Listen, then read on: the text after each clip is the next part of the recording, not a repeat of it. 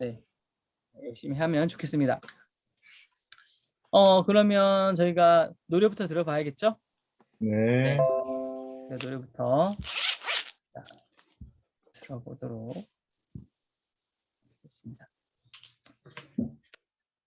네, 보이시죠? 네. 네네네. 소리 들리시나요?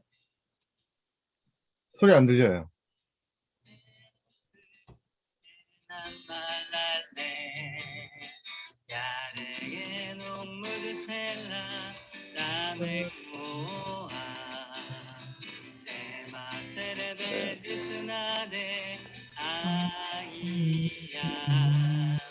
유배람 안나살 오이다. 네, 바로 3번 정도는 같이 들어보도록 하겠습니다.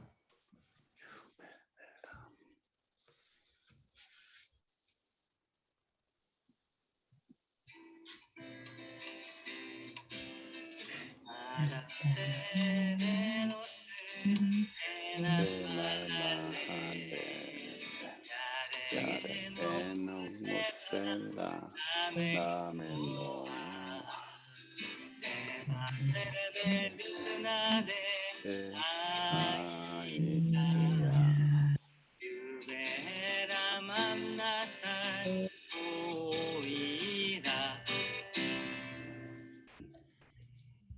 한 번만 더 들어보겠습니다.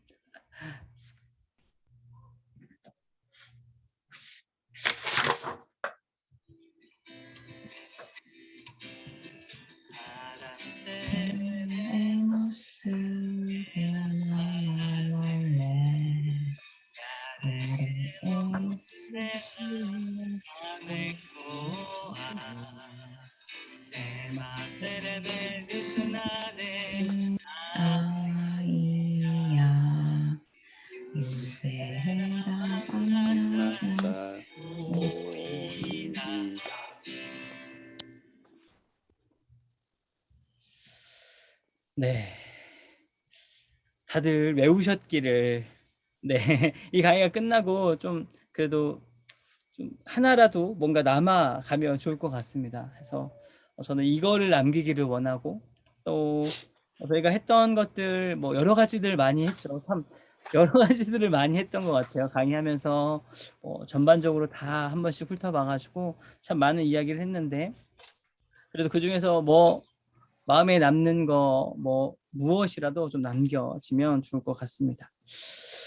네, 이제 오늘 강의는 잠시만요.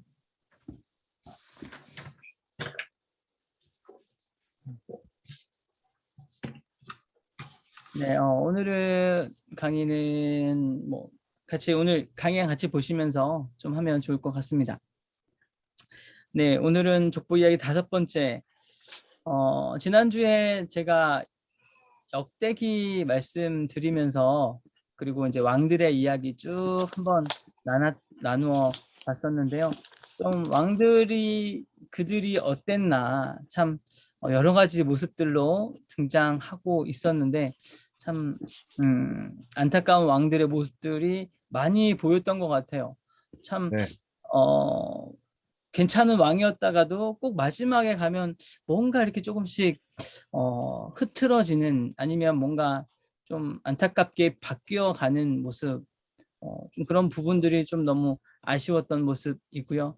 또 그 역대기의 그런 내용들을, 전체적인 왕들의 이야기를 좀 정확히 정리해 보면, 역대기라는 책을 다시 한번 정리해 보면, 어쨌든 역대기에 대한 그 신학이, 그리고 저자의 관심이 명확하게 사관이 분명히 들어가 있는 책이 이 역대기 책이었다라는 내용, 그리고 그 첫 번째 관심사는 이스라엘 백성들의 정체성에 관한 문제였다라는 거. 그들이 계속해서 완전히 끊어져 버린 자신들의 민족의 단절이 아니라 바벨론 포로로 사로잡혀 갔지만 계속해서 이어져 오는, 하나님으로부터 신적 기원으로 이어져 오는 선택받은 민족이라는 그런 정체성의 문제가 제일 큰 문제였다라고 기록하고 있고, 이 그들이 포로에서 돌아온 그 지파들이 유다 지파, 베냐민 소리가 지파. 안 들리는데? 잠시만요. 아, 이제 그래. 소리 계속 안 들렸어요? 아니요, 잠깐. 들렸어요. 아, 네네네네네. 지금 들리시나요? 네네네. 네, 네. 네, 다행입니다. 그렇게 그 이스라엘 민족들이 귀환한 민족, 그러니까 역대기가 어느 나라 중심으로 써 있었다고 제가 말씀드렸었죠? 북이스라엘과 남유다 중에. 유다, 네, 유다 민족. 네, 맞습니다. 남유다 중심의 왕들, 그 계보를 중심으로 역대기가 기록되어 있다라는 것 자체가 남유다 중심으로 이것이 그 포로 귀환도 마찬가지. 남유다 중심의 사람들이 포로 귀환했었고 그 사람들이 맞아. 버튼 이거 이게 뭐야? 그건 아니야 위에 이게 올리는 거 내리는 거 어디? 이거? 이 위에 아, 있잖아. 네, 그분들. 네, 최경 수사님 환영합니다. 네, 네, 안 들려요. 마이크가 꺼져 있어요.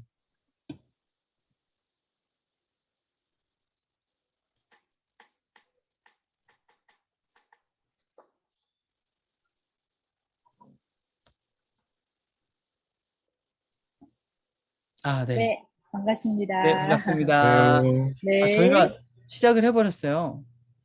네, 잘하셨어요. 네. 제가 집이 아니라 음, 지금 밖에 아, 그 외부에서 카페에서 제가 오늘 수업을 할 것 같아요. 네, 예, 그래서 괜찮으시겠어요? 네, 제가 조금 어수선해도 네네네네. 네, 감사합니다. 그렇습니다. 네. 아니, 오늘 날이 좋아가지고 다들 밖에 계시는 것 같은 그런 느낌이. 네. 네, 감사합니다. 저희가 지금 역대기 이야기 좀 같이 하고 있었어요. 역대기 이제 네. 정리, 지난 시간에 배웠던 거 잠깐 정리를, 안 오신 분도 있어가지고 잠깐 정리를 하고 있는데요.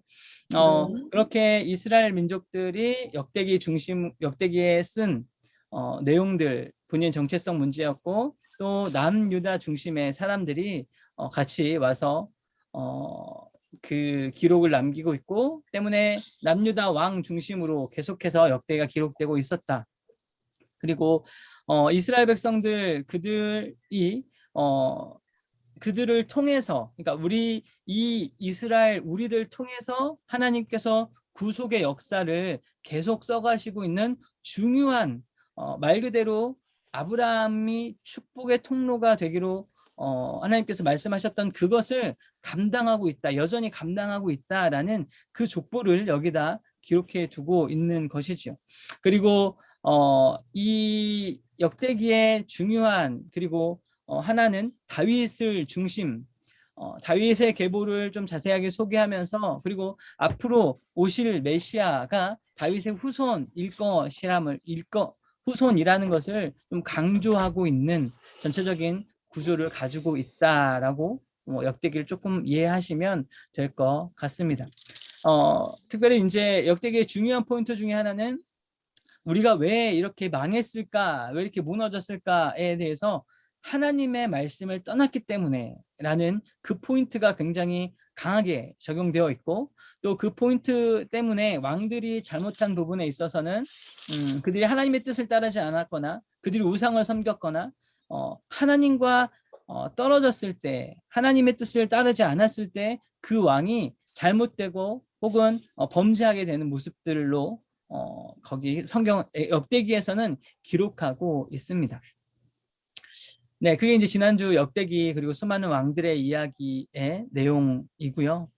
이제 오늘은 이제 포로 귀환자들의 목록이라고 에스라와 느헤미야를 기록하고 있는데, 이거는 이제 역대기가 왕들의 이야기라면, 그리고 그 중간에 포로로 사로잡혀 갔던 그 이야기는 다니엘 다니엘이 그 사로잡혀간 그 포로 중에 낳은 아이이거든요. 그래서 그 다니엘이 그 포로기 중간에 있는 뭐 사람이라고 생각하시면 조금 괜찮을 것 같고요. 어쨌든 그 포로기 네, 그 포로기 네, 다니엘이 사로잡혀갔죠. 그리고 포로기 이후에 그리고 이제 에스라와 느헤미야를 통해서 그 70년의 기간을 이어가는 사람들이 에스라와 느헤미야죠. 그들이 사로잡혀갔다가 다시 돌아오는 그 중간에 이어주는 사람이 에스라와 느헤미야라서 역대기 이후에 에스라와 느헤미야. 네. 그 초반이 다니엘이라면 그 후반이 그 에스라와 느헤미야인 거죠. 그래서 에스라와 느헤미야가 포로 귀환해서 그 다음에 계속해서 또 이스라엘 역사가 계속 이어져 가는 부분인 겁니다. 그래서 에스라와 느헤미야를 오늘 좀 목록들 여기에도 족보가 기록되어 있거든요. 그래서 그 예루살렘으로 돌아온 사람들의 귀환자의 목록이 쭉 에스라와 느헤미야에 기록되어 있고 특별히 특징적으로는 혼합 결혼한 사람들, 그러니까 이방인과 같이 결혼한 사람들의 목록이 거기 기록되어 있는데요. 111명이라고 이야기를 해요. 111명이라고 이야기하는데 거기에서 이방인과 결혼한 사람의 전체 숫자가 111명일까는 굉장히 너무나 적은 수가 적혀져 있기 때문에 이제 신학자들이 연구를 하는 거죠. 111명이 다일까? 대부분은 너무 적은 수만 적었다라고 판단이 되고 그 당시에 인원 1차 귀환이 한 4만 명이 귀환했거든요. 그 중에 이제 에스라가 한 1000명을 더 데리고 왔었고 거기에 혼합 결혼한 사람이 111명밖에 없었을까? 너무나 작은 숫자라는 신학자들의 이야기 그리고 분위기를 보았을 때 아마 그 이스라엘 민족들이 그 포로로에서 돌아와서 예루살렘 성전을 재건하고 다시 그 성벽을 재건할 때 방해했던 사람들이 아마 그렇게 이방과 특별히 혼합 결혼한 사람들의 이름일 것이다. 오히려 그렇게 하나님의 민족들이 뭔가 다시금 회복하는 거에 있어서 반대했던 사람들이 이 사람들일 것이다 라고 추정하고 있습니다. 그리고 실질적으로 이제 에스라나 느헤미야 보면 그 성전과 또 성벽을 재건하려고 할 때 계속 반대하는 무리들이 있거든요.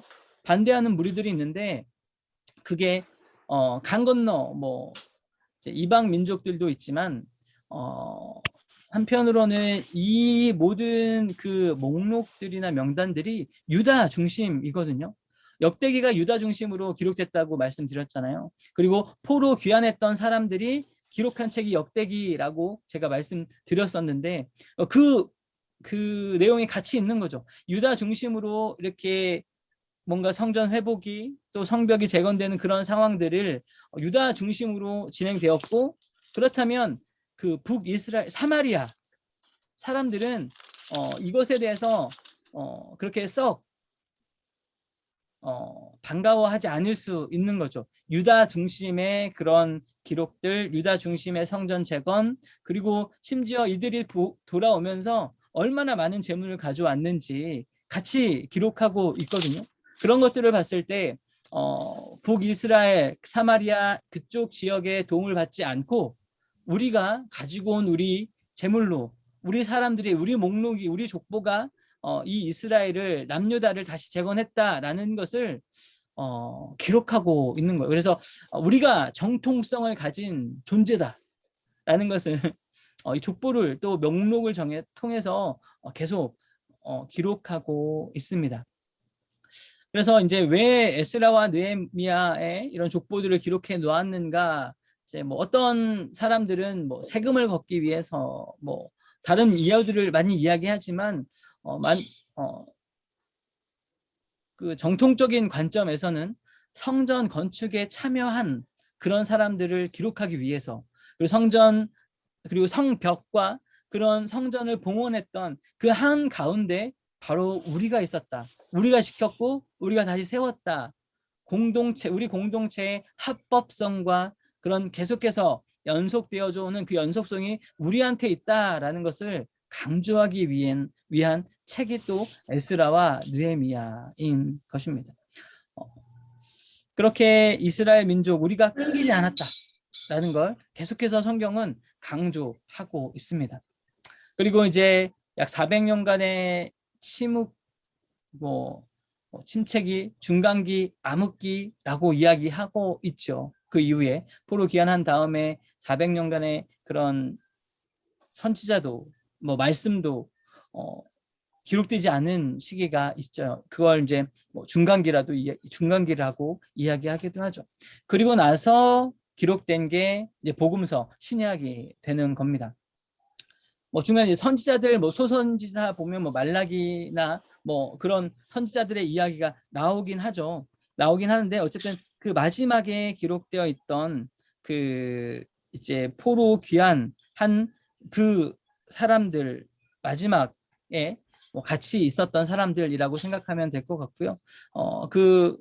저희가 말라기가 마지막 소선지라고 이야기하죠. 그 이후에 이제 약 400년의 시간들이 마태복음 복음서가 나오기 전까지의 암흑기이고, 또 마태복음 복음서가 신약 성경이 시작되면서 이제 예수님을 시작으로 이 복음서가 다시 하나님의 그 역사가, 구속의 역사가 다시 시작되고 있다라고 저희가 이해하시면 될 것 같습니다.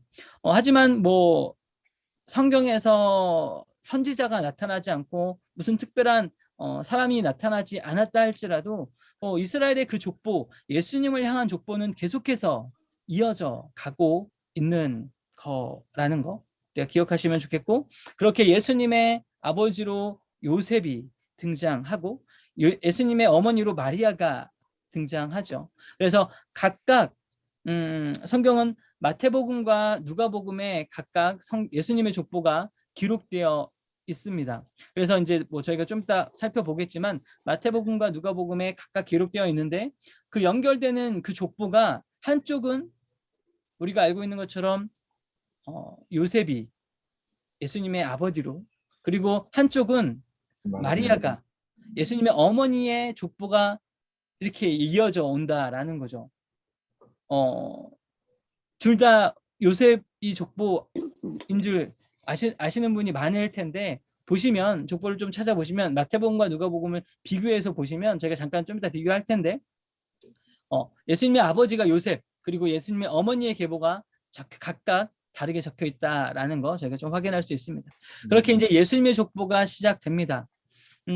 특별히 이제 그렇다면 예수님은 누구신가, 우리가 네, 다 할 수는 없지만 저희가 예수님을 부를 때 예수 그리스도라는 말로 예수님을 부르잖아요. 그렇죠? 네.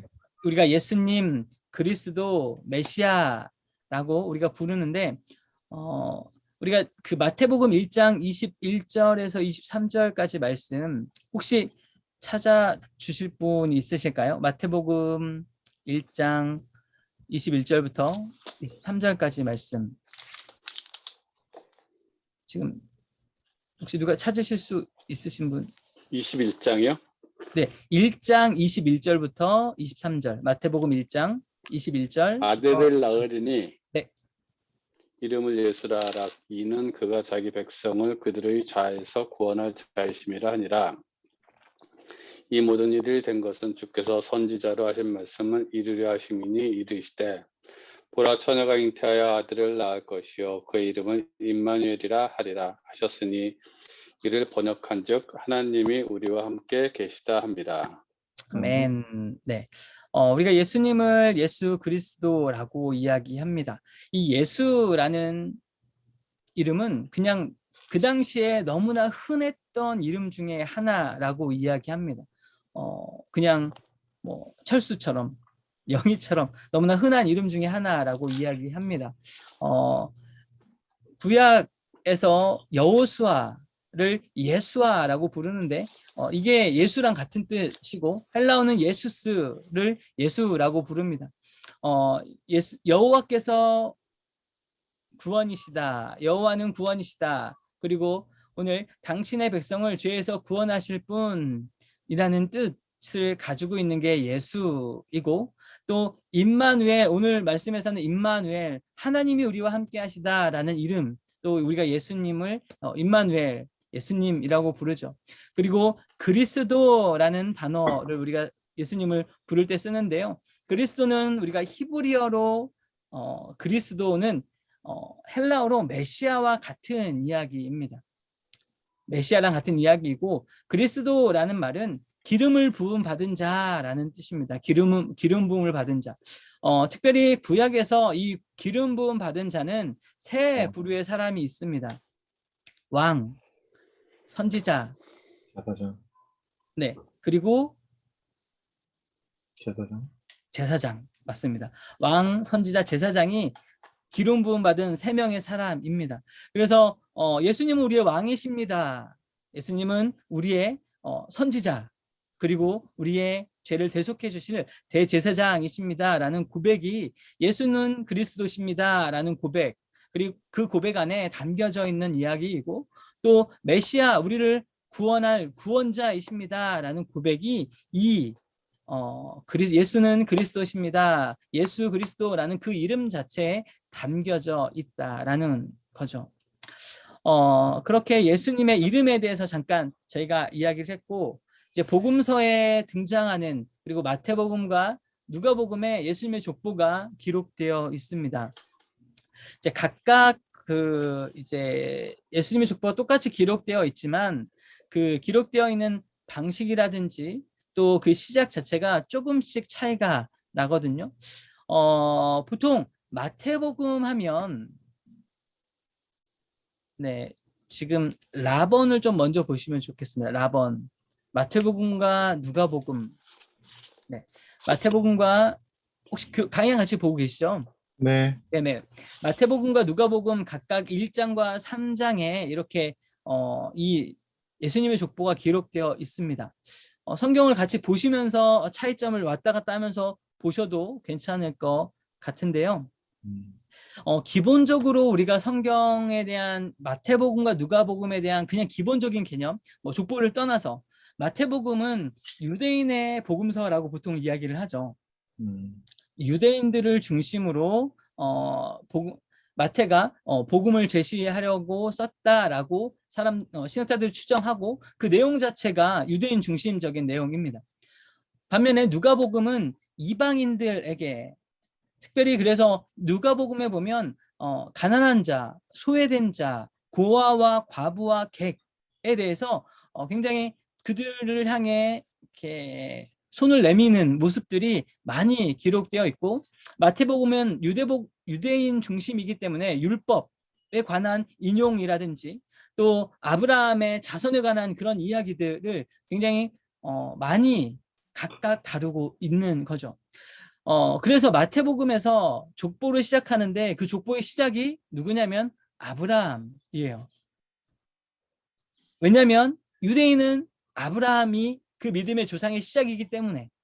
이것만 봐도 마태복음은 유대인들을 위해 기록된 책이구나, 족보만 봐도 라는 걸 알 수 있고, 누가복음은 이방인들을 향한 복음서이기 때문에 그 족보의 시작이, 최고의 조상이 하나님으로 된다라는 거죠. 이게 족보의 그 가장 처음이 누구이냐에 따라서 이게 각각 달라지는 거죠. 목적이 분명히 드러나 있다라는 겁니다. 마태복음은 아브라함으로 시작해서, 그래서 다윗 왕의 왕통을 이어받은 왕으로서의 예수님을 소개하고 있는 것이 그 목적입니다. 그래서 마태복음은 아브라함에서부터 이렇게 차근차근 그 족보가 내려오게 되어 있어요. 그런데 누가복음은 그 첫 시작이 이제 아담으로부터까지 가는데, 시작은 요셉에서부터 상향식으로 올라가는 족보가. 그래서 마태복음은 아브라함에서부터 밑으로 내려오고, 누가복음은 요셉에서부터 올라가는 그런 구조로 되어 있는 성경 족보의 양식이 되어 있습니다. 그런데 재밌는 건, 이제 유대인들에게 여자의 존재는 사실 거의 취급을 인정받지 못하는 존재가 유대인들에게 여자가 그런 존재이죠.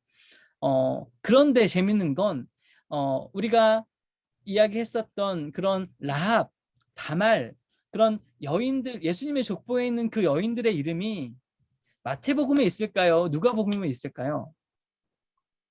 마태복음. 네. 마태복음에 사실 그게 유대인들을 위한 책이기 때문에 그 여성의 이름이 예수님의 족보에 있다라는 걸 어떻게 보면 피해야 되는 게 맞거든요. 그런데 재밌는 건 마태복음의 이 여자의 이름이, 이 여성들의 이름, 5명의 여성의 이름이 마태복음에 기록되어 있습니다. 재밌는 일인 거죠. 누가복음에는 여자의 이름들이 없고, 각각 마태복음은 그 다윗, 솔로몬, 르호보암으로 이어지는 왕의 가문 중심으로 쭉 이어져 오면 요셉이 나옵니다. 그래서 예수님의 족보가 왕으로부터 이어진 요셉의 가문으로 도착하게 되고, 누가복음은 거기에 다윗의 아들 중에 나단이라는 아들이 있는데, 여기도 왕이긴 하지만 그렇게 이스라엘의 왕 가문은 르호보암으로 이어졌잖아요.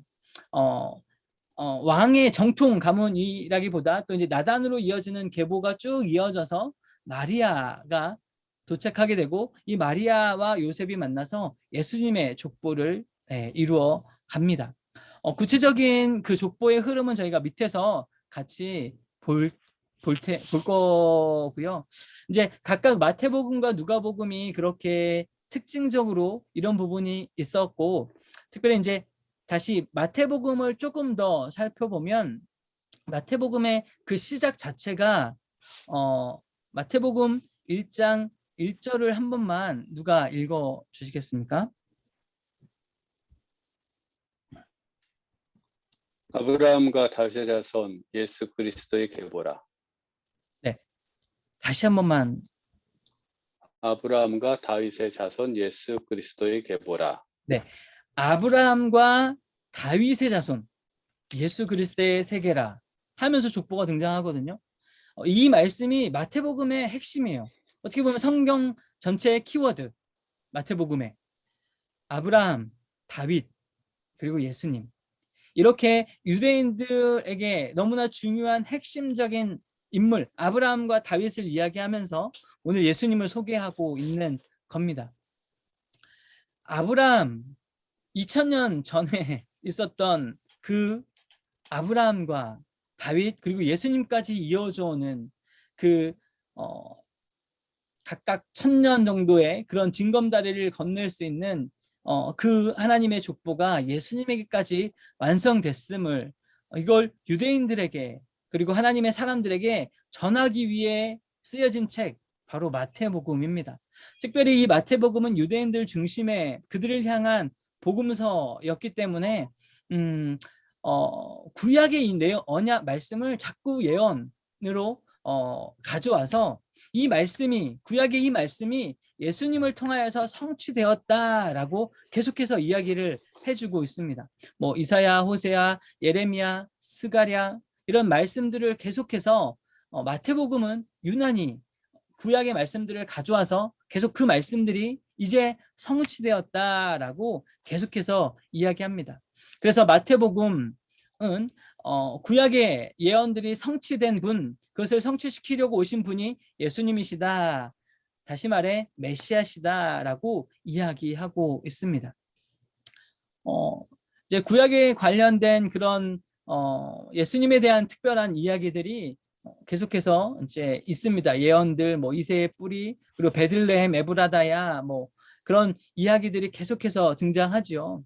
네, 그런 것들이 이제 구약에서 말했던 예수님에 관한 예언 부분들이 이제 성취되었다라고 그런 포커스로 마태복음은 이야기하고 있습니다.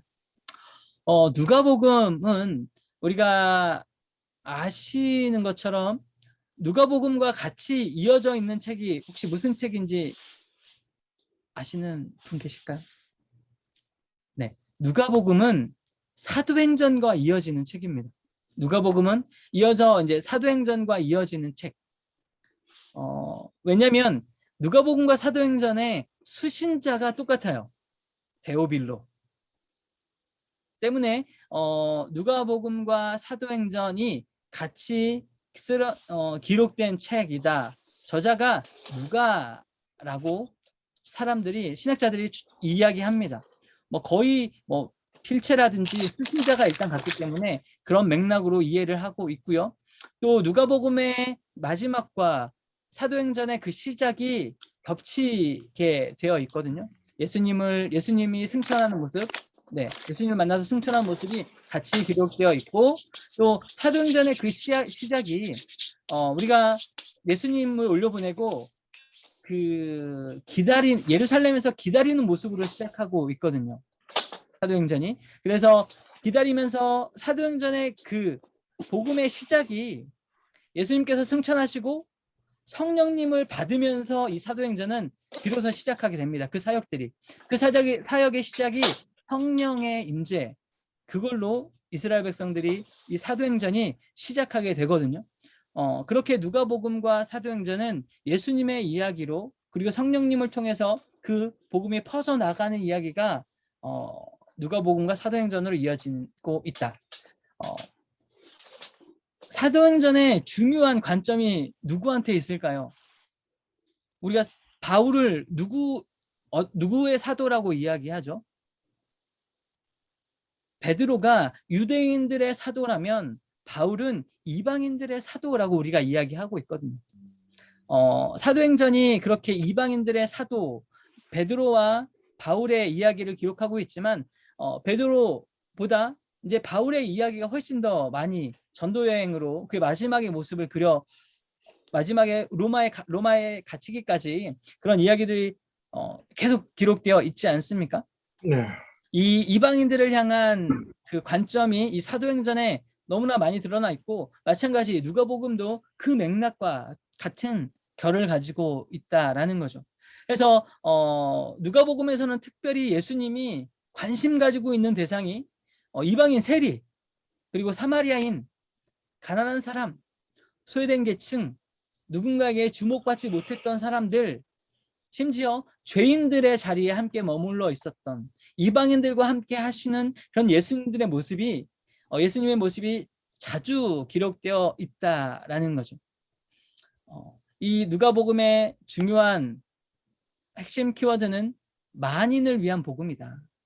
하나님의 그 사랑이, 예수님의 그 십자가의 사건이 유대인들만이 아니라 이방인들에게, 아니 이방인의 온 만민들에게 전해져야 하는 예수님의 복음, 그 사랑을 누가복음이 기록하고 있습니다. 우리가 사복음서라고 이야기하지만 요한복음은 조금 색깔이 다르니까 마태, 마가, 누가복음까지 이 공관복음이라고, 세 가지 복음 공관복음이라고 이야기하는데, 이 복음서가 조금씩은 그 각각의 저자에 따라서 보는 시각과 관점이 조금씩은 다르다. 예수님의 사건들을, 그래서 예수님께서 하셨던 사건들이 왜 달라? 라고 이야기할 수도 있지만 이 각각 다른 사람들이 썼으니까 예수님을 바라보는 관점, 그리고 그가 머물러 있었던 시기, 그런 것들이 각각 다를 수 있죠. 그래서 이게 왜 달라가 아니라 예수님께서 하셨던 그 사역을 좀 더 스펙트럼 넓게 다양한 관점에서 바라볼 수 있게 하는 게 이 공간 복음의 우리에게 주시는 유익이라고 생각하시면 좋을 것 같습니다. 마태복음과 누가복음의 이제 예수님의 족보나 또 그런 특징들에 대해서 잠깐 알아봤는데요. 이 족보를 좀 마태복음과 좀 밑으로 내려보시면 3페이지 보시면 제가 어려운 표를 하나 넣어놨습니다. 도대체 이것은 무슨 표인가? 이름이 너무 많죠. 헷갈리죠. 어떻게 봐야 될지도 잘 모르겠죠. 이 표 좀 눈에 들어오시나요? 대충요? 좀 어렵죠.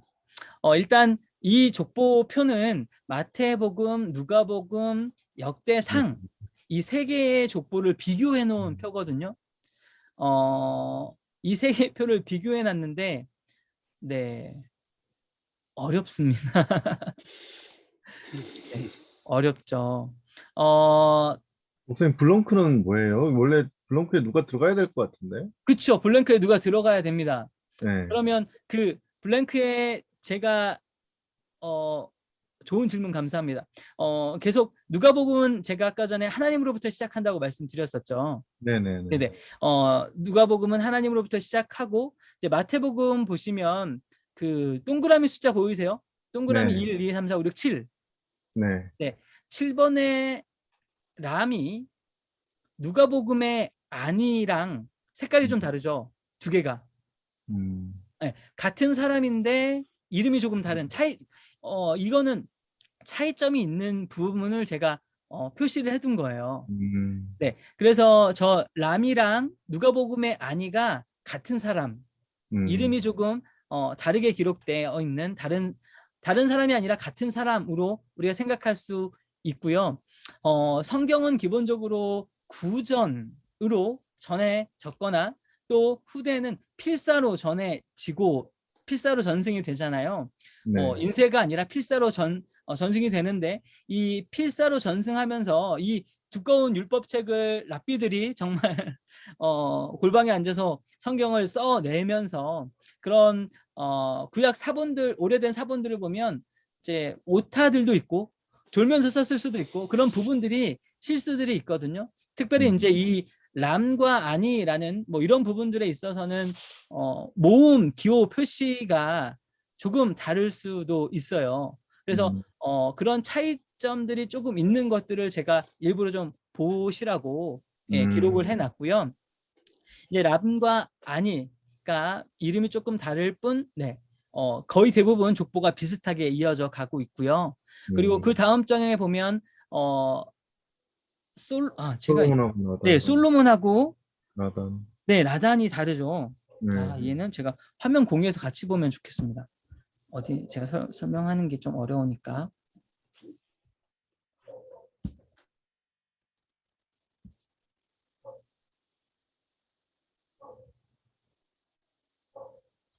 잠시만요.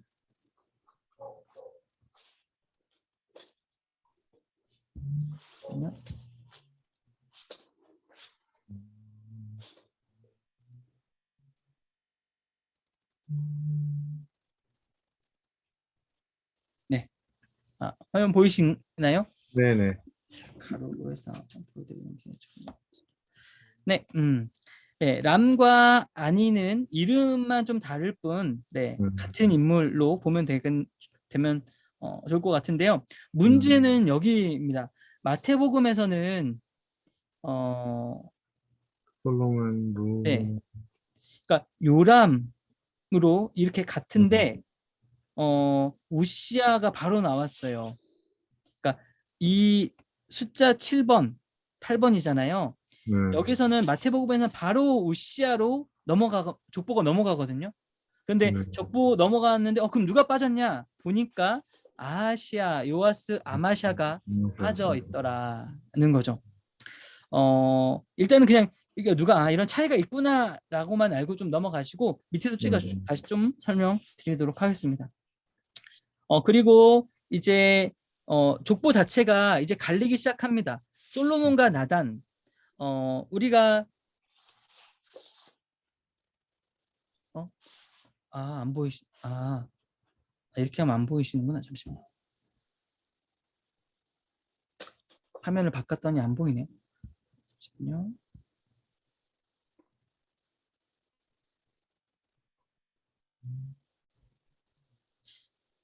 네, 여기 보시면 저희가 보이시나요? 네. 네,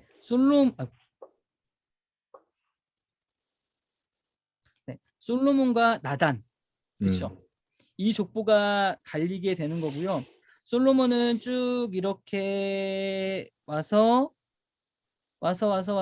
요셉으로 이어져 가고, 네, 나단은 쭉 와서 네, 마리아로 이어져 와서 예수님의 족보로 이어져 간다라는 거. 그래서 이거 다시 해야 되나? 그래서 이제 족보 자체가 아까 전에 솔로몬과 나단으로 이게 갈리는 그 순간이 이때 갈리게 되고, 그러면 족보에 나오는 그 이후에 이름들은 당연히 다를 수밖에 없다. 그렇죠. 나단 이후에 족보는 당연히 바뀔 수밖에 없죠. 그렇죠. 솔로몬은 르호보암이지만 나단은 이제 맞다다. 이렇게 족보 자체가 다른 계보로 가고 있기 때문에 마태복음과 누가복음은 다르게 갑니다. 그런데 마태복음은 왕 중심으로 가기 때문에 누구랑 똑같을까요? 역대상 족보랑 똑같이 가야 되는 게 맞습니다. 왜냐하면 왕 중심으로 역대상도 기록되어 있고 마태복음도 왕 중심으로 족보가 가고 있으니까요. 이해가 되세요? 제가 좀 네네네. 어려운 말을 빠르게 해서. 네. 네네.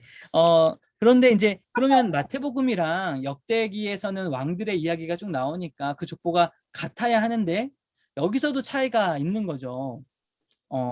네. 7번 요람에서 8번 우시아로 바로 넘어가는데 여기에 또 공백이 있는 사람들이 있다라는 거죠. 이 사람들이 이 세 명의 왕, 아하시아, 요아스, 아마샤가 그 세 명의 왕이고, 또 여기 마태복음에서 또 대상까지도 중간에 빠진 왕들이 있다는 거죠. 네. 여기. 졸았나 보네. 네. 이렇게 빠지고,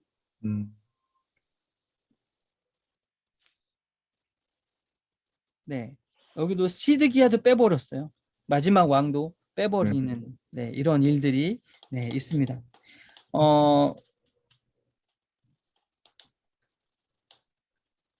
이렇게 그 마태복음, 누가복음, 역대상의 족보들이 차이가 있게 되는 거고, 이거는 이제 위에를 한번 보셨으면 밑에는 조금 더 정리가 되실 거예요. 아, 여기는 빠진 사람들이구나. 뭐 이렇게 어느 정도 정리가 될 수 있을 것 같고, 네, 마태복음과 누가복음의 차이가 있다라는 거 좀 기억하시면 좋겠고, 여기는 이제 누가복음은 하나님부터 시작하고 마태복음은 아브라함부터 시작한다라는 그런 차이점.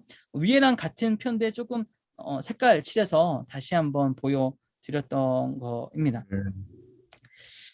네, 보시면 여기서 이제 마태복음에서 이 족보를 아까 전에 이제 저희가 뭐 졸았나 보다라고 이제 생각할 수도 있죠. 그런데 마태복음에서는 1장 17절 말씀 누가 좀 읽어 주시겠어요? 마태복음 1장 17절 말씀.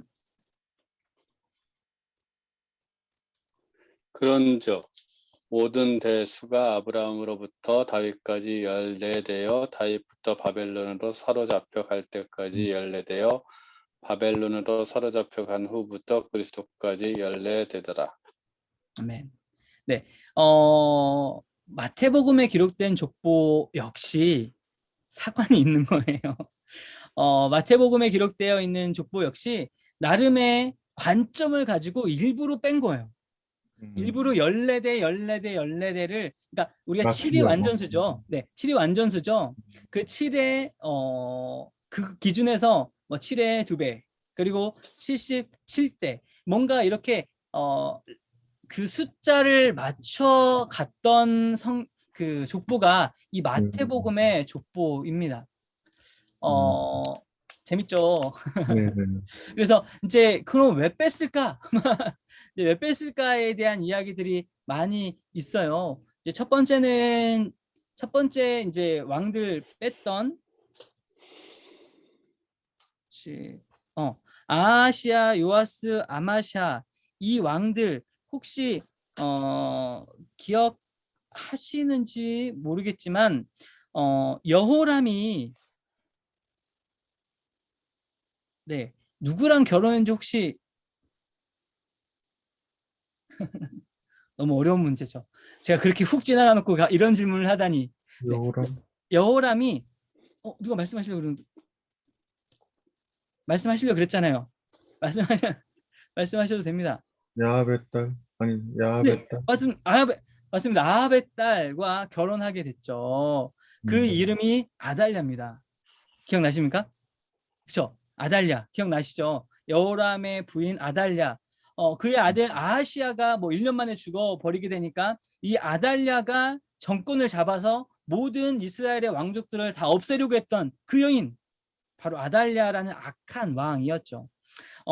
그 악한 왕이 아달랴인데 그의 후손이라 그래야 될까요? 아무튼 그렇게 뭔가 악한 우상 숭배가 만연했던 그 시대의 왕들을 뺀 것이 아니냐라는 조심스러운 추측을 네, 신학자들이 하고 있어요. 그래서 뭔가 예수님의 족보에 대해서 그리고 유대인들이 뭔가 분명히 관점을 가지고 있기 때문에 선한 왕, 괜찮은 왕들, 특별히 이제 우상 숭배가 너무나 창궐했던 그 왕을 뺀 것이 아니냐라고 추정하고 있습니다. 그리고 이제 밑에 보시면은 또 뭐 다른 그 이스라엘의 마지막에 시드기야 왕과 또 여호아스, 엘리야김이라는 왕들을 이제 또 지웠잖아요. 마찬가지 하나님의 뜻과는 전혀 다른 반대 길을 갔던 좀 악했던 왕들을 삭제했으리라 생각하고, 또 이스라엘에서 바벨론으로 포로로 사로잡혀간 여호야긴은 그 대를 이어가야 하니까 여기 족보에 들어있는, 그래서 나름의 마태복음의 족보에도 역시 그런 사관이 분명하게 들어가 있는 부분인 저희가 좀 확인해 볼 수 있는 거죠. 네, 그렇게 이제 의도적으로 이 14대씩 이렇게 끊어놨던 모습을 저희가 확인할 수 있습니다. 이런 모습들이 이제 밑에 오늘 강의한 세 번째 보시면 히브리어로 다윗의 철자 숫자는 14, 다윗이라는 단어가, 그러니까 히브리어는 각 단어마다 알렙, 베트, 김멜, 달렛이 있는데 1, 2, 3, 4 이게 알파벳 숫자가 곧 번호예요. 아라비아 숫자랑 똑같이 가는 겁니다. 그래서 1, 2, 3, 4가 되거든요. 그래서 달렛은 네 번째 글자예요. 그래서 4. 와우는 여섯 번째 글자니까 6. 그리고 달렛이 4. 다윗을 이런 음가로 이스라엘은 이런 음가가 나름의 의미를 가지고 있다라고 이야기하거든요. 그래서 지난번에 안용성 교수님이 요한계시록 강의하실 때 666이라는 숫자가 그냥 단순히 사탄의 숫자라기 우리가 무시무시한 물론 악마의 숫자라고 이야기하지만 이런 음가로 계산해 보면 이 666이라는 숫자는 바로, 그러니까 그 당시에 로마를 다스리고 통치했던 그런 악한 왕의 숫자랑 같은, 해석해보니 그렇다라고 이제 이야기를 하거든요. 그러니까 지금은 우리가 봐서는 666이라는 게 너무나 낯설고 그냥 악마의 숫자라고만 생각하지만 그 당시에 이 음가를 읽어서 숫자를 해석할 수 있는 사람은 누가 봐도 바로가 아니고 네로 아닌가요? 네, 네로를 그렇게 지칭하는 숫자라고 누구라도 생각한다라고 판단하는 거죠. 네, 이렇게 마태복음에서는 다윗이 중심에 있는 사람이었고 그 음가가 14를 맞추기 위해, 그리고 이제 14 자체가 7의 2배수인 거죠. 나름의 또 절대적인 숫자도 있고 이제 다윗도 숫자도 그렇고, 그래서 이 완전함과 거룩함의 상징 7의 배수로 되게 뭔가 맞춰서, 예수님의 족보는 거룩해야 되니까요. 이렇게 맞춘 거라고 이야기를 합니다.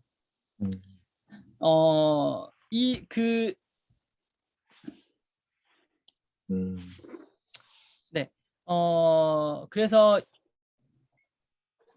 이게 이제 예수님의 이 족보에 담겨져 있는 의미 중에 하나가 이렇게 다윗의 중심으로 왕으로 이어진 왕의 족보, 유대인의 왕으로 오신 예수님을 나타내기 위한 족보의 모습, 그래서 이것을 왕의 족보의 의미를 가지고 있다라고 이야기하고 있고요.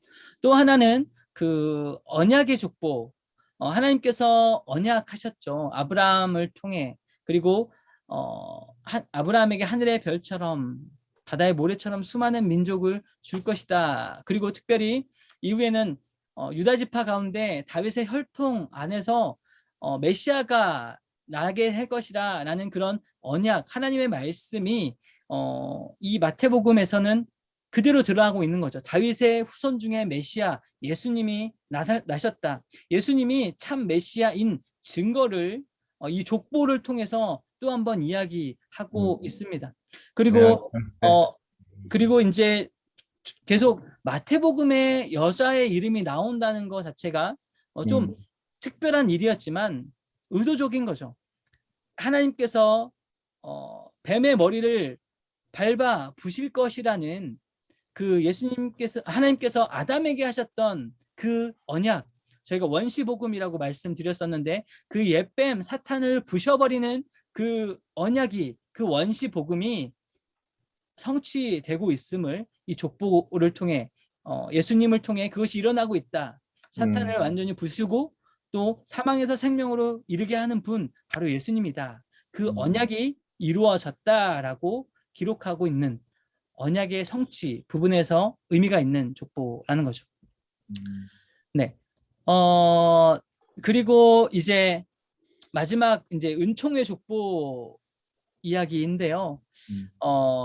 성경에 5명의 여인의 이야기들이 쭉 등장하고 있습니다. 다말, 라합, 룻, 바세바, 마리아. 네. 이 여인들 예수님의 그 족보 중에 참 이 여인들이 등장하는 것 자체가 굉장히 수치스러운 이름들이거든요, 사실.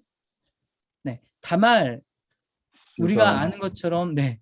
계속해서 이야기했었지만 참 어떻게 이런 여인이 예수님의 족보에 있을까 참 입에 담기도 마치 그냥 막장 드라마에 나올 법한 그런 이야기가 여기에 들어가 있는 거죠. 예수님의 족보에.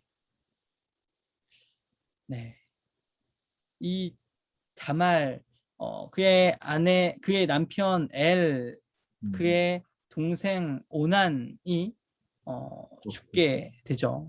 그래서 죽으면 그 3번째 아들 셀라를 기다리고 있었지만 아버지 유다가 주지 않는 일을 경험하고 자신의 그래도 대를 이어야 하기에 이 다말이 창녀 복장을 하고 그 시아버지를 사실 유혹한 거죠.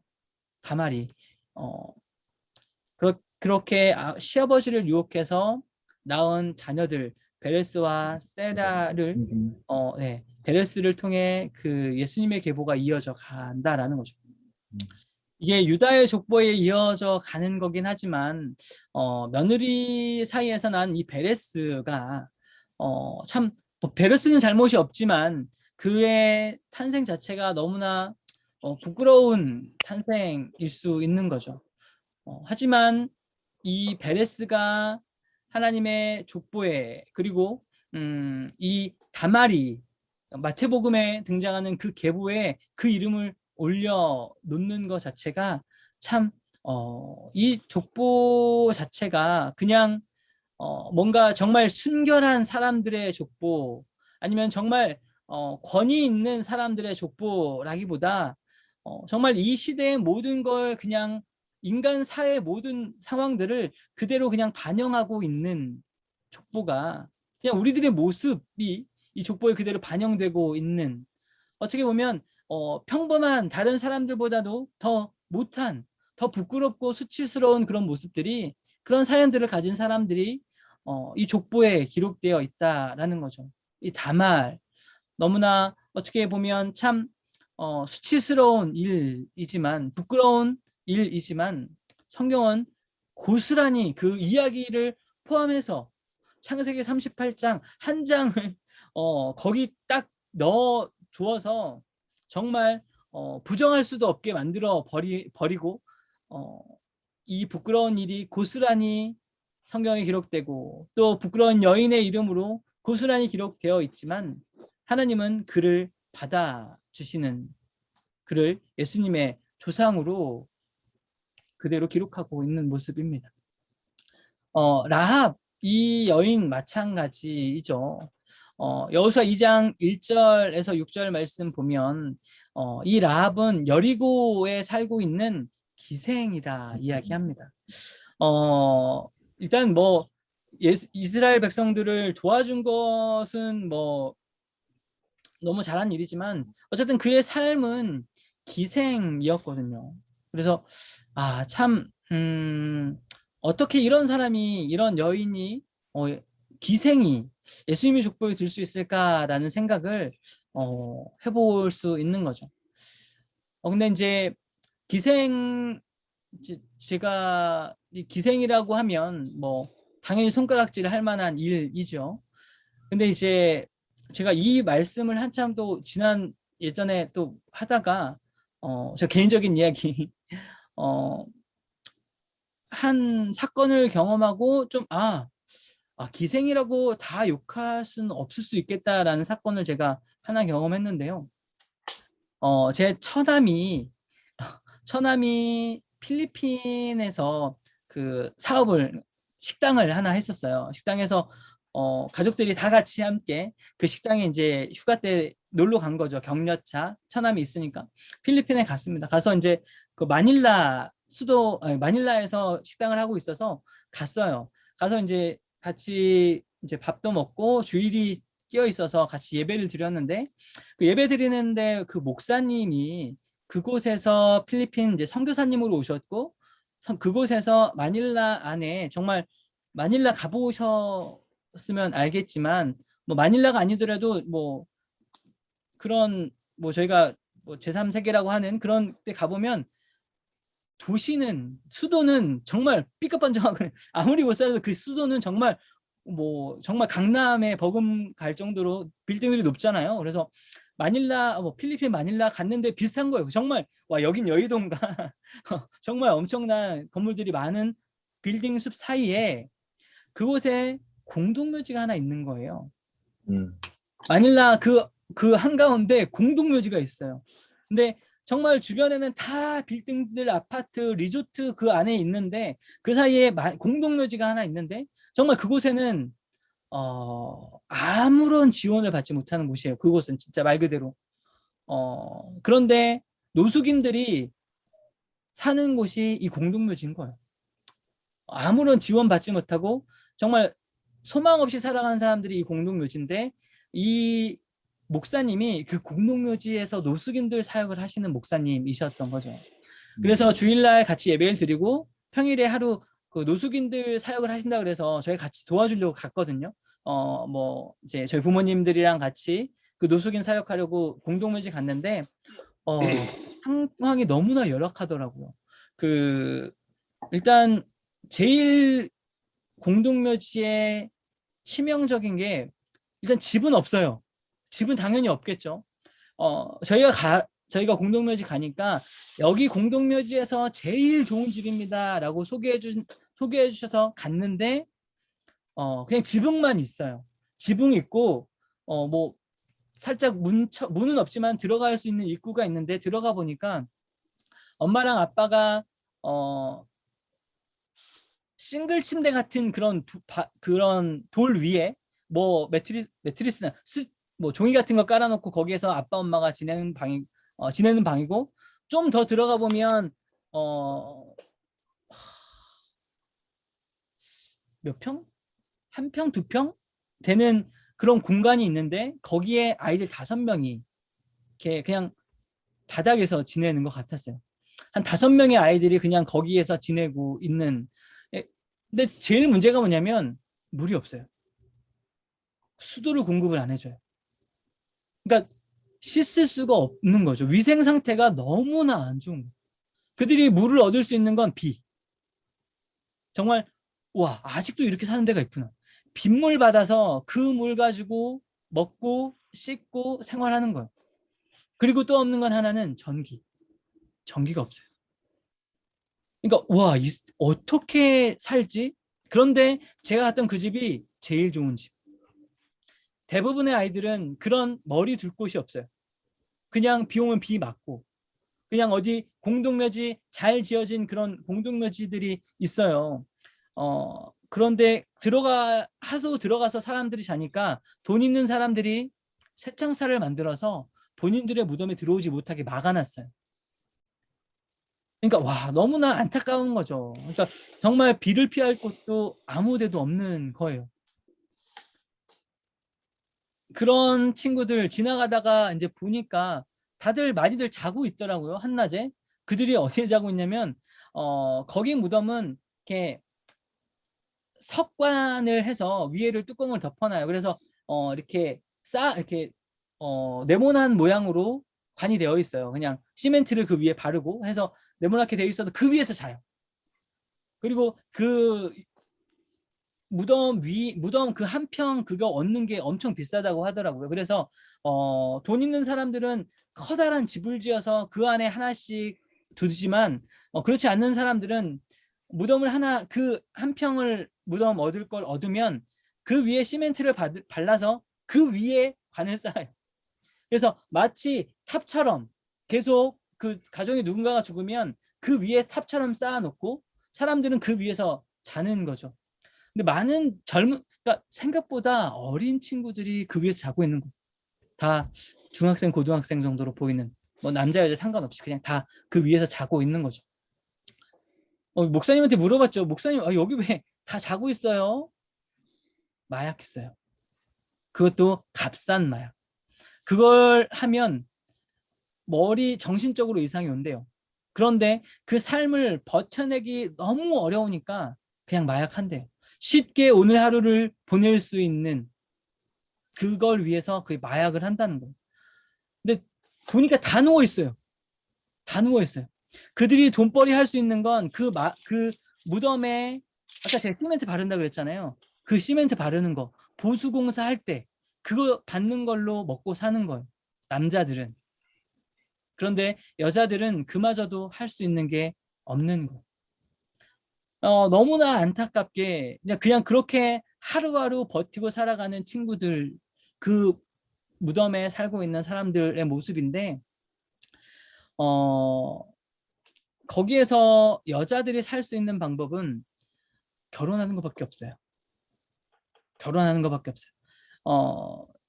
12살, 13살, 15살 어느 정도 중학교, 고등학교 정도 나이가 되면 그 친구들이 이제 뭐 그 안에서 결혼을 할 수도 있지만 이제 외부로 나가서 또 가난한 누군가에게 결혼을 하며 마치 팔려가듯이 그 친구들이 팔려간대요. 그러면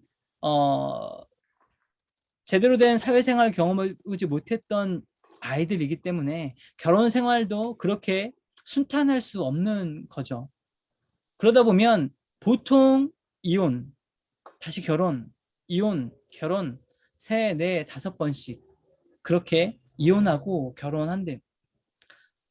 성경에 보면 예수님을 만난 여인 중에 수없이 결혼한 여인이 나오잖아요. 이 친구들의 모습이 그 여인의 모습은 아닐까라는 생각이 드는 거예요.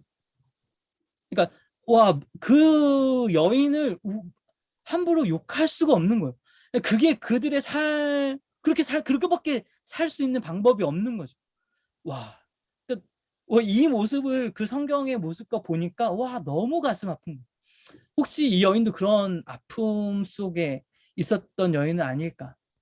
또 한 가지, 결혼하거나 다른 하나는 몸을 파는 것밖에 없어요. 여인들이 살아갈 수 있는 방법. 그것밖에 선택지가 없는 거예요. 그렇다면 그렇게 몸을 팔 수밖에 없는 그 아이를 누가 손가락질할 수 있을까? 저는 이제 그런 생각들이 들더라고요. 너무나 안타깝다. 너무나 슬프다. 그래서 이제 그렇게 제가 그 경험을 하고 나니까 이거는 참 내가 손가락질 할 수 있는 사람은 아무도 없구나.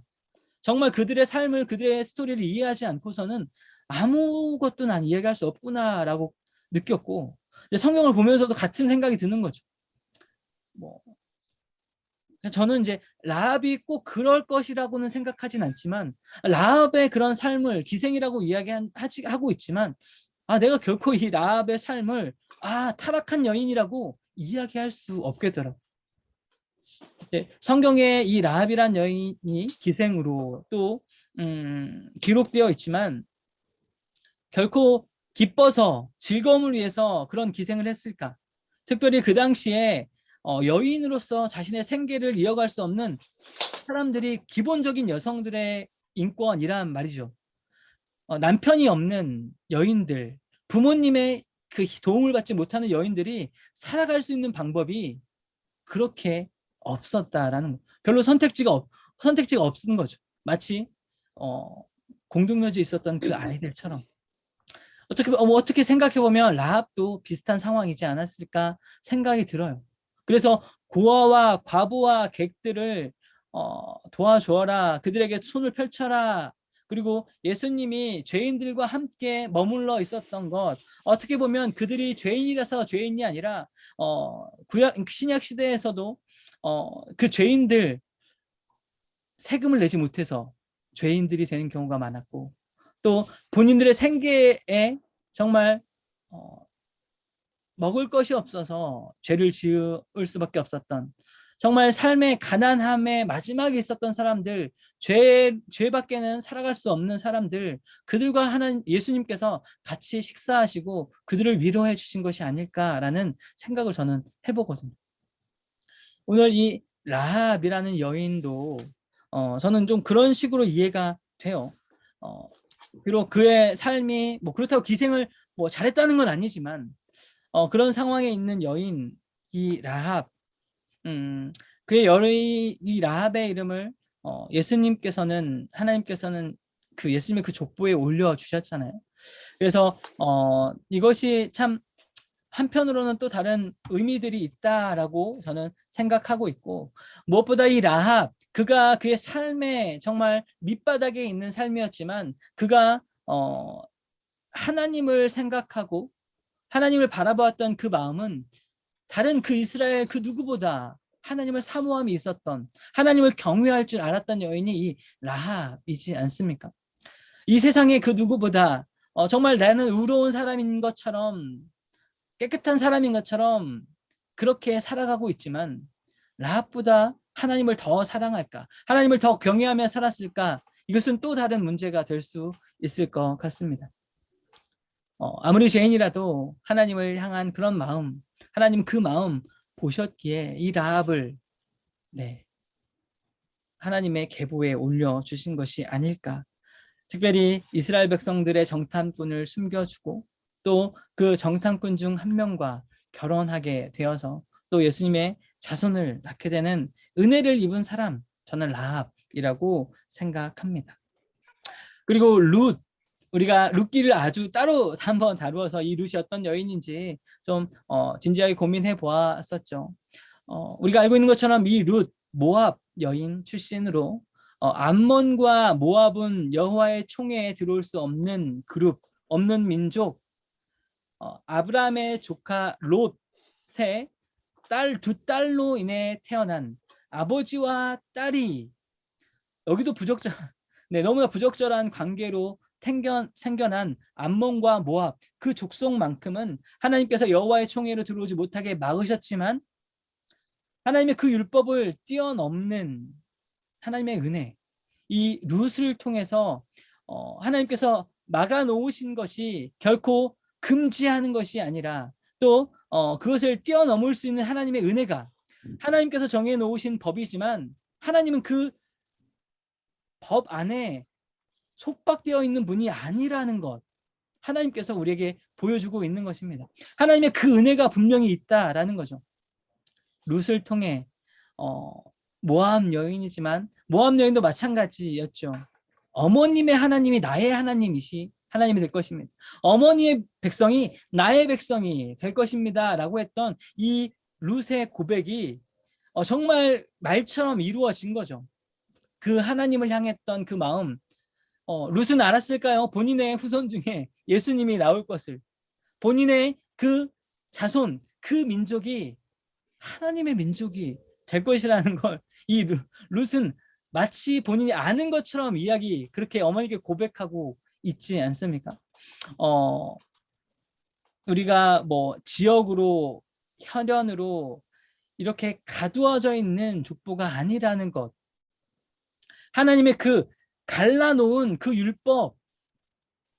율법을 뛰어넘는 하나님의 은혜가 이 족보에 고스란히 드러나게 하는 게 바로 이 룻입니다. 하나님을, 어머니의 하나님이 나의 하나님이라고 고백하는 그 백성에게, 그 사람에게 하나님은 은혜를 베풀어 주시는 분, 때문에 이스라엘 백성들이 우리가 하나님의 백성이야, 우리가 하나님의 족속이야, 우리가 택함 받은 사람이야 라고 이야기하는 그 모든 것들이 사실 아무런 의미가 없다라는 거죠. 이 룻기만 봐도 이 특별히 성경이 기록된 이 여인들의 이름이 어떻게 보면 우리들에게는 은혜인 거죠. 하나님의 그 가두어 놓은 율법을 뛰어넘는 그런 모습들이 이 여인들을 통해서 비로소 우리에게 이야기해주고 있거든요.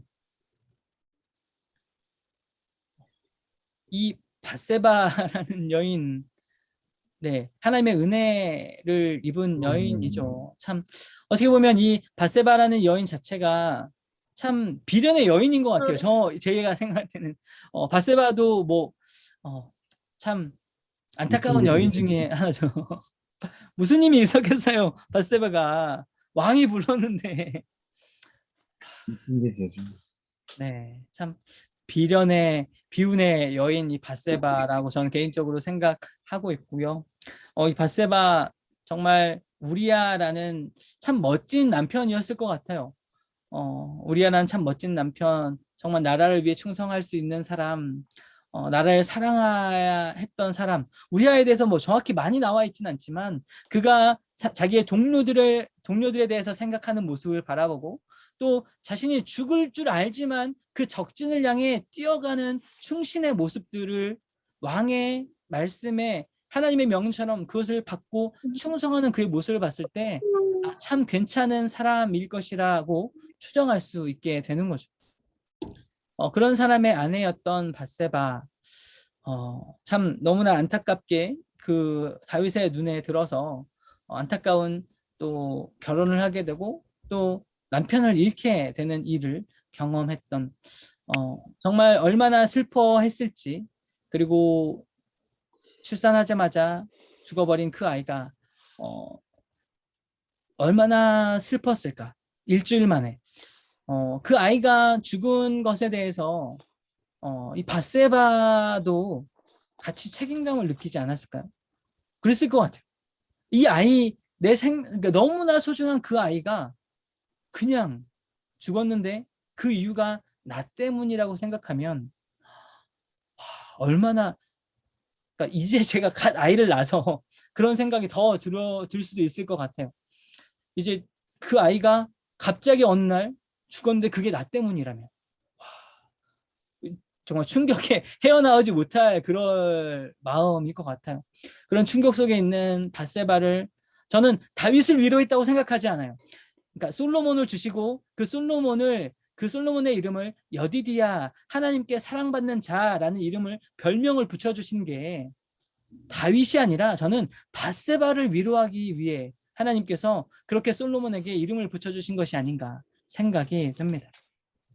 하나님의 은혜를, 하나님의 위로를 받아야 될 사람은 전 밧세바라고 생각하고, 비련의 여인 그 밧세바, 오늘 성경은 정말 슬픔 당하고 아픔 당하고 고통 당하고, 어떻게 보면 지금 욥기 저희가 계속 묵상하고 있지만, 말씀으로 묵상하고 있지만, 이 밧세바도 욥과 비견될 만한 그런 아픔을 가진 사람이 이 밧세바가 아닐까 생각이 들어요. 하나님께서 그 안타까운 여인 솔로몬을 주셔서 위로해 주시고 또 예수님의 계보로 그 이름을 올려주신 것, 하나님의 은혜, 하나님의 사랑의 모습이 밧세바에게 드러나 있는 것은 아닌가 생각해 볼 수 있습니다. 그나마 이제 그 성경에 기록된 여인들의 이름들 중에 이 마리아가 제일 평범한 여인이라고 생각이 듭니다. 그나마 어떻게 보면 이 마리아가 정말 특별한, 예수님의 계보에는 정말 특별한 누군가가 되어야 예수님의 계보가 되는가, 아니라는 것. 정말 지극히 평범하고 지극히 그냥 그렇게 누구나 다 평범한 사람, 마리아의 모습을 통해서 그냥 보여주고 있는 것 같아요. 예수님의 족보가 되기 위해서는 엄청 까다로운 그런 절차, 그런 것이 아니라 그냥 다시 한번 마지막 방점을 찍은 건 마리아를 통해서 하나님의 은혜로, 하나님의 족보가 되었다라는 것. 이스라엘 백성들 그들이 자랑할 족보가 아무것도 없다라는 것. 그리고 엄밀히 따지면 예수님께서 탄생하신 거에 대해서 우리가 그 사도신경으로 고백하지 않습니까? 예수님은 마리아를 통해 동정녀 마리아를 통해 성령으로 잉태하였다라고 우리가 고백하잖아요. 그렇다면 예수님의 이 탄생이 유대 민족의 다윗의 솔로몬의 족보에는 있지만 다윗의 씨가 아니라 성령으로 잉태하신 분이 예수님이라는 거죠. 사실 이 모든 족보를 다 끊어버리신 게 예수님이신 거예요. 예수님의 이 탄생이 마리아 여인에게서 여인의 후손이라고 창세기에 이야기하시잖아요. 맞아요. 여인의 후손이에요. 아브라함의 후손, 누구의 후손, 유대인들의 그 후손이라 이야기할 수도 있겠지만 예수님의 탄생은 철저히 성령으로 잉태된 여인의 후손이라는 거죠. 예수님의 나심이 그 이스라엘 백성의 모든 족보와 사실 관계가 없을 수도 있다. 하나님의 그 족보를 이어가는 건 예수님의 하나님의 은혜 그리고 성령으로 잉태한 예수님이라면 이 시대에 우리가 예수님의 그 성령을 받고 예수님의 그 사랑을 은혜를 예수님의 그 성령으로 우리 안에 예수님이 우리 안에 있다면 우리가 그 예수님의 족보를 이어가는 사람이라라는 거죠. 아브라함으로부터 이어져 오는 혈통적인 족보, 그것이 그렇게 큰 의미가 없고 오히려 성령님을 가슴으로 품은 우리들이, 그리고 하나님께서 처음 천지를 창조하시고 말씀하셨던 아담에서부터 이어오던 그런 천지를 향한, 온 열방을 향한 하나님의 구원의 그 계획 안에 정말 하나님의 자녀로 세워진 족보는 바로 하나님의 성령을 이어가고 있는 우리들이라는 겁니다. 꼭 아브라함의 족보, 요셉의 아들, 마리아의 아들이 아니라 하나님의 아담에서부터 시작된 온 열방으로 퍼져가 있었던 그 모든 혈족이, 그 모든 민족이 다 하나님의 족보라는 것을 마지막에 예수님을 통해 우리에게 이야기하고 계십니다. 다시 말해 이 예수님의 족보는 은총의 족보, 은혜의 족보입니다.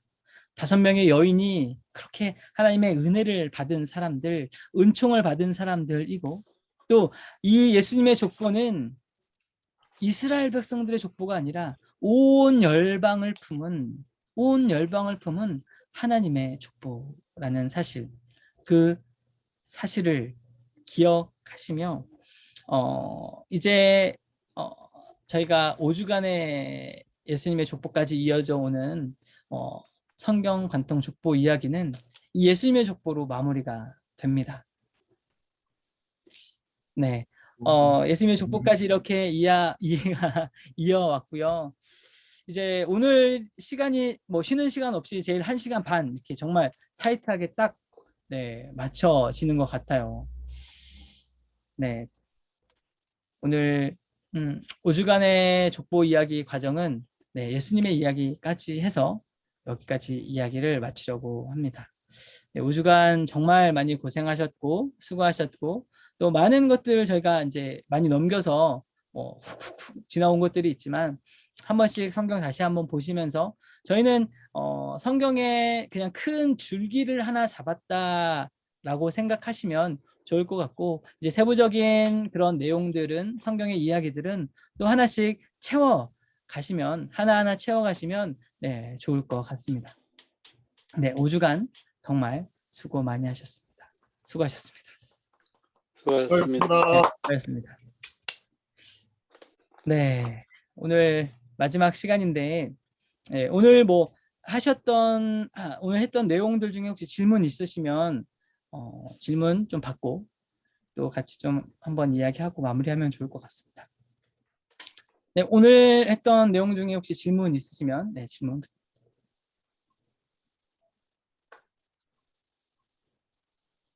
질문해 주셔도 좋고요. 질문 없으시면 그냥 오늘 저희가 이제 어쨌든 5주간 같이 나눴던 또 이야기들 전체적으로 한번 생각해 보시고 어땠는지 같이 좀 이야기 나누고 해주시면 좋을 것 같습니다. 그러면 제 여기 창에서 네, 차상균 집사님 먼저 오늘 좀 같이 이야기해 주시고 그다음에 허은혜 집사님 네, 준비해 주시면 네, 좋을 것 같습니다. 질문도 좋고요. 느꼈던 것도 좋습니다. 편하게 말씀해 주시면. 이 족보가 사실은 생물학적인 의미가 분명히 있잖아요. 네, 네. 근데 오늘 마지막에 목사님 말씀하신 걸 제 이해라면 결국은 예수님이 성령으로 잉태함으로써 결국은 우리가 생각하는 생물학적 족보는 아무런 의미가 없는 거고 결국 그 성령에 의한 족보, 은혜의 족보 이렇게 연결이 된다라고 제가 이해를 하면은 5주간의 공부에 대한 결론을 제대로 낸 건지 그렇게 이해를 하면 되는 건가요? 저는 그렇게 이해를 했어요. 네, 네, 네. 감사합니다. 그렇게 네, 뭐 저희가 성경의 인물들에 대해서 쭉 이야기를 같이 하고 이제 마지막에 예수님께서 이제 나신 부분, 예수님의 족보로 이어오면서 정말 그 모든 신앙인들의 이야기들 또 믿음의 선배들의 이야기들이 뭐 각각의 의미가 분명히 있죠. 의미가 분명히 있는데 정말 그 족보, 그 혈통에 얽매일 필요는 없다. 라는 걸 좀 말씀드리고 싶었습니다. 감사합니다, 집사님. 네. 네, 허네 집사님, 다음에 남건영 집사님. 성경책으로 보면 엄청 방대한 양인데 이게 5주에 걸쳐서 정리가 조금 되는 것 같아서 그게 너무 좋았고요. 그리고 일단은 여기에 계보 안에 들어온 사람들은 하나님 뜻에 따라서 살려고 그래도 많이 노력했던 사람들이잖아요. 근데 그럼에도 불구하고 하나님이 선택해 주셨기 때문에 여기 안에 들어와서 예수님까지 연결이 됐던 것 같아요. 그래서 그 신앙의 계보 안에 제가 들어와 있다라는 게 감사한 것 같아요. 감사합니다. 네, 뭐 이제 예수님의 그 족보 하나하나의 혈통이 어딘가에 들어 있는 게 그게 그렇게 중요하지 않다라는 거죠. 네, 혈통이 아니라 우리는 성령으로 또 하나님께서 우리를 부르셨기에 이미 온 열방을 향해 하나님께서 구원 계획을 가지고 있는 그 계획 속에 우리가 있었다라는 거죠.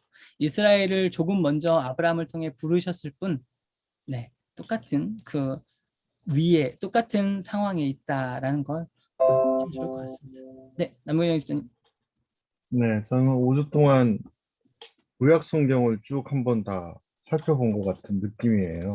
네, 그러니까 네, 처음에 창세기부터 그다음에 마지막 마태복음, 그다음에 누가복음 전까지 지금 이제 마태복음, 누가복음 또 살펴봤지만은 거기 보면서 그 하나하나의 이름들을 그냥 단순히 성경을 읽을 때에는 그냥 지나가는 이름이구나.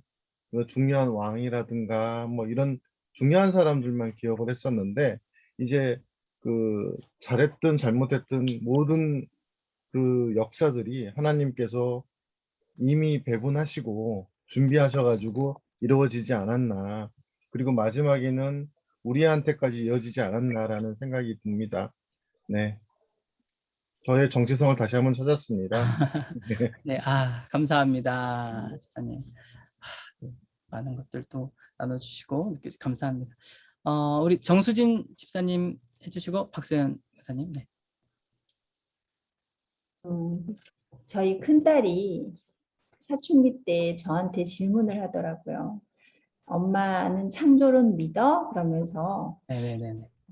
그래서 그럼 그렇게 말했는데 근데 우리가 믿는 하나님이 과연 우리를 창조하셨을까? 그때 처음으로 그런 질문을 해서 그때 아마 이제 학교에서 진화론을 배우고 막 이런 때 혼란이 좀 왔던 것 같아요. 그래서 그때는 갑작스러운 질문에 당시 저도 당황하기도 하고 저도 또 믿음이 약하고 뭐라고 답을 해줄 수가 없었어요. 네네. 그랬는데 이제 이번 강의를 통해서 뭐 의문점이 많은 구약이지만 네. 뭐 과거가 우리 보지 못했던 그런 거를 기록된 말씀을 통해서 그냥 믿는 것이라는 거. 네. 그리고 미래에 또 장차 이루어질 하나님의 약속을 그냥 이루어질 것으로 우리가 믿어야 한다는 거. 이런 게 되게 의미가 있었고요. 네. 그리고 뭐 무조건 도마한테 말씀하신 것처럼 뭐 보지 않고 믿는 자가 복되도다 하신 말씀처럼 좀 뭔가 이렇게 아이한테 다시 자신 있게 말을 할 수 있을 것 같다는 자신감이 생겼고요. 가인과 아벨 그 내용을 들으면서 가인도 열심히 제사를 드렸을 텐데 왜 아벨 제사만 받으셨을까라는 의문점이 들면서 하나님이 보시는 어떤 아벨의 제사만 받은 거에 대해서 내가 가인일 수도 있겠다라는 생각이 들었어요. 그래서 맨날 그냥 제 자신의 프레임으로만 세상을 바라보고 다른 사람들을 정죄하기도 하고 판단하기도 하는 것들이 그냥 그 기준을 언제나 하나님한테 맞춰서 계속 재정비를 해야 되겠다라는 생각이 들면서 하나님이 보시는 그런 프레임에 맞춰서 조금씩 더 노력해야 되지 않을까. 그래서 의미 있는 시간이었습니다. 감사합니다. 가인과 아벨까지 이제 올라가셨네요. 아, 네, 감사합니다. 네. 박소영 권사님. 네, 이제 조금 전에 말씀하신 정순 집사님 말씀 참 많이 공감하는 부분이고요. 제 자신의 지정의가 아니라 하나님의 눈으로 바라보는 그 시선, 그것에 대해서도 다시 한번 정순 집사님 말씀을 통해서도 이제 다시 반추해 보게 됐고요. 근데 저 같은 경우는 이제 성경을 그동안 읽어보면서 많이 안다 생각했고, 그렇게 생각해 왔는데, 사건과 어떤 상황별로는 많이 듣고 알았던 것 같은데, 이제 이번에 이제 아담부터 예수님에 이르기까지의 그 계보를 통해서 앞으로는 성경 읽을 때 그거를 이제 기둥을 잘 세우고 정말 그 줄기를 잘 이어갈 줄기를 생각하면서 읽어야겠다라는 그 생각이 참 들었어요. 저희가 성경 읽을 때 사실 읽고 싶은 부분적으로 또 읽고 싶은 어떤 그 본문 이런 것들을 많이 읽게 되는데 이제 잘 그 기둥을 가지고 줄기를 잘 이제 이어갈 수 있도록 앞으로 성경 읽는데 조금 더 집중할 수 있을 것 같습니다. 감사합니다. 감사합니다. 네, 뭔가 성경을 채워가는 그런 재미를 느끼셨으면 좋겠습니다. 네, 최유경 집사님. 네, 저는 일단 목사님 5주 동안 너무나 저희들 위해서 수고하셔서 너무 감사한 마음이 큽니다. 저는 그 익숙한 이 족보 이야기를 통해서 익숙한 성경 인물도 또 알고 또 낯선 인물도 알았지만 그 부분 그들의 삶을 좀 들여다볼 수 있는 기회 그리고 또 생각해 볼 수 있는 시간이었던 것 같아요. 그래서 온전히 다 알 수는 없지만 분명히 안 것은 그 예수님의 족보 안에 내가 있고 그것은 하나님의 은혜였다는 거. 그거 하나만큼은 이번 선거 공부를 통해서 분명히 알았던 기간이었던 것 같습니다. 감사합니다. 감사합니다. 네, 다들 제가 드린 것보다 많은 것들을 깨는 생각하시고 경험하신 것 같아서 참 감사합니다. 이 5주간의 시간 결코 짧지 않았죠. 짧지 않은 시간이었고 내용들도 사실 엄청 많은 분량인데 그런 것들 제가 또 많이 급할 때는 또 넘어가기도 하고 또 생략도 하고 했는데 그래도 어렵고 어려운 이야기를 많이 설명드리기도 했는데 너무 또 다들 훌륭하셔서 잘 받아주신 것 같고 또 많은 것들을 느끼신 것 같아서 저도 참 감사합니다. 네, 정말 수고하셨고 오늘 두 분 우리 엄 집사님이랑 우리 김혜정 집사님이랑 마지막 시간에도 좀 얼굴을 못 뵈서 너무 죄송하고 안타깝지만 우리 다음 시간에 볼 거니까요. 네, 다음 시간에는 좀 얼굴을 맞대고 좀 같이 볼 수 있으면 너무너무 좋을 것 같습니다. 정말 너무 많이 수고하셨고요.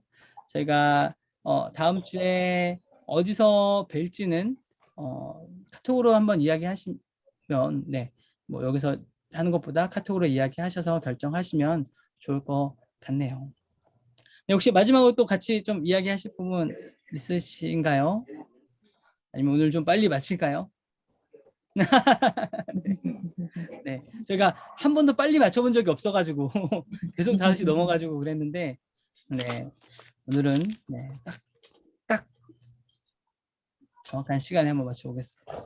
오늘 그러면 너무 수고하셨고요. 저희가 다음 주에는 꼭 얼굴 뵙고 또 만나면 좋겠습니다. 네, 수고하셨습니다. 다음 주에 뵙겠습니다. 네, 수고하셨습니다. 수고하셨습니다. 아, 사진 찍어야 돼요. 사진 찍어야 돼요. 아, 2명이나 빠져가지고 다음 주에 네. 네, 좋습니다. 네네. 아, 감사합니다. 마스크 감사합니다. 내리셔야죠. 네네네. 지금 바뀌시라 아마 그럴 것 같은데, 네. 자,